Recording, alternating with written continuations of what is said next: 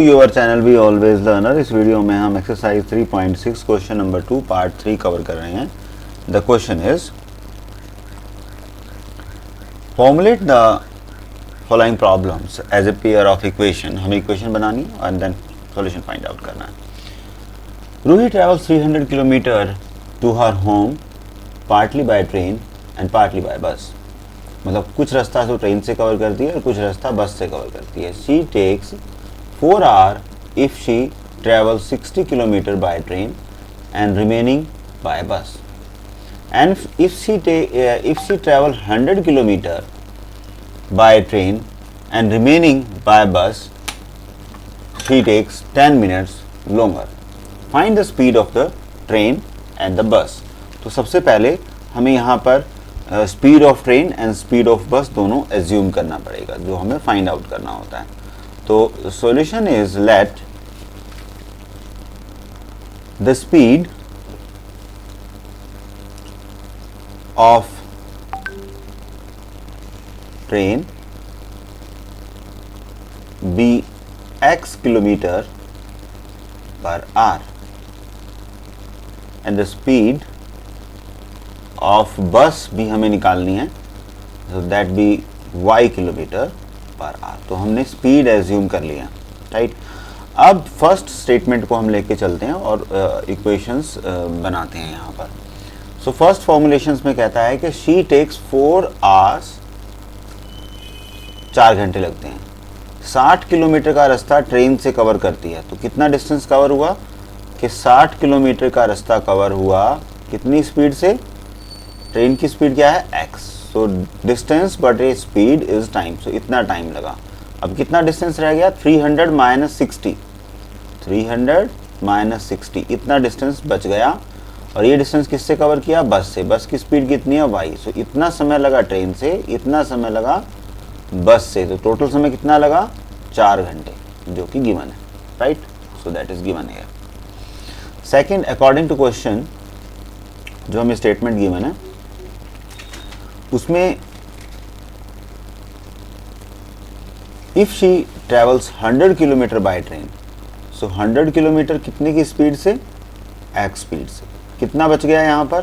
300 total था, 100 कर लिया हमने ट्रेन से कवर और इतना किया बस से कवर। सो क्या कहता है यहाँ पर कि if she travels 100 kilometre by train and remaining by bus, she takes 10 minutes longer.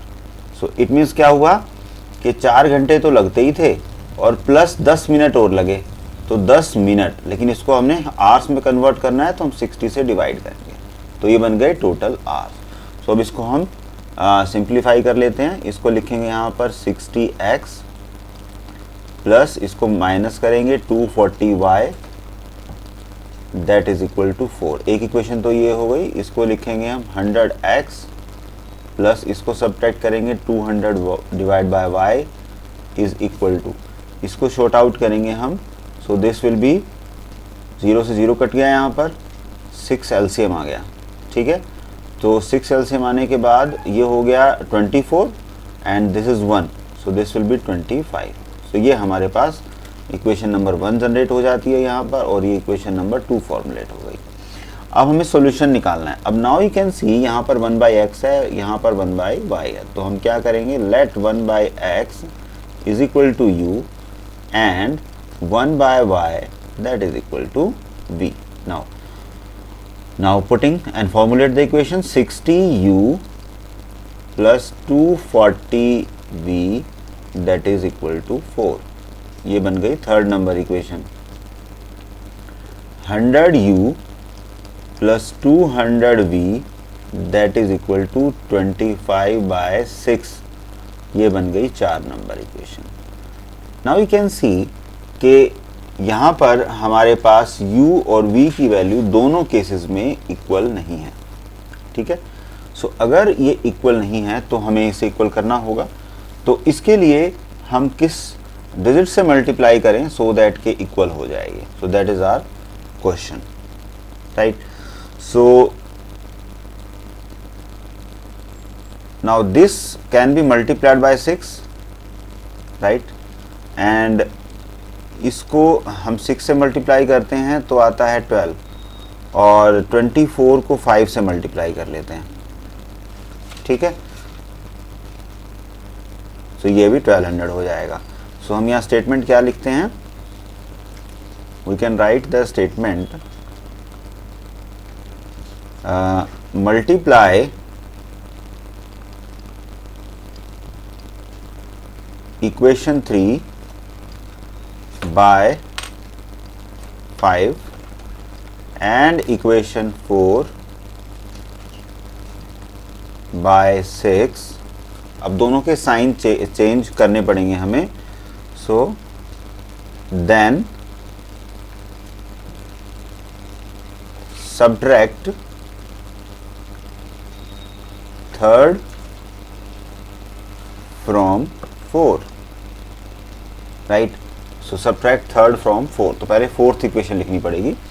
सो हम फोर्थ इक्वेशन को 6 से मल्टीप्लाई करके लिखते हैं। So this will be 600 u plus 1200 v that is equal to, इसको हमें 6 से मल्टीप्लाई करना है, सो दैट विल बी 25। इसको मल्टीप्लाई करना है हमें 5 से, so this is 300 u plus 1200 v that is equal to 20। So हमारे पास ये रिप्रेजेंटेशन आ गया। अब हमें इसको करना है सब्ट्रैक्ट। तो जब हम इसको सब्ट्रैक्ट करेंगे, so this minus this minus this minus, तो ये यहाँ कैंसिल आउट हो गया। This will be 300 u that is equal to 5। So u is equal to 5 by 300। So ये कितना आ गया, that implies that u is equal to 1 by 60, ठीक है। नाउ फ्रॉम इक्वेशन हम ले लेते हैं यहाँ पर third, by putting but u is equal to 1 by 60।